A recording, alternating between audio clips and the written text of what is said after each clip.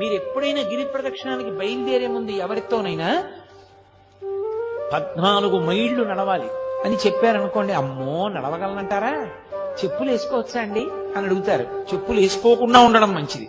గుళ్ళో ప్రదక్షిణానికి చెప్పులు వేసుకుంటావా అన్నారనుకోండి, అమ్మో చెప్పులు వేసుకోకుండా నడవడమే ఎందుకైనా మంచిది, వెనక నుంచి ఓ కారో ఏదో నడిపించుకుంటూ వస్తాం అంటారు.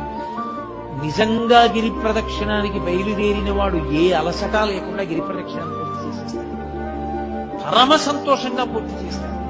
కాలు కింద పెట్టి 1 కిలోమీటర్ దూరం లేనటువంటి ఆఫీస్కి ఏదో ఒక వాహనం లేకుండా వెళ్ళలేని వాళ్ళు, నా జీవితంలో నేను 3-4 పర్యాయాలు చూసా వాహనం ఎక్కకుండా 14 మైళ్ళు అటువంటి వాళ్ళు ప్రదక్షిణ చేయాలి.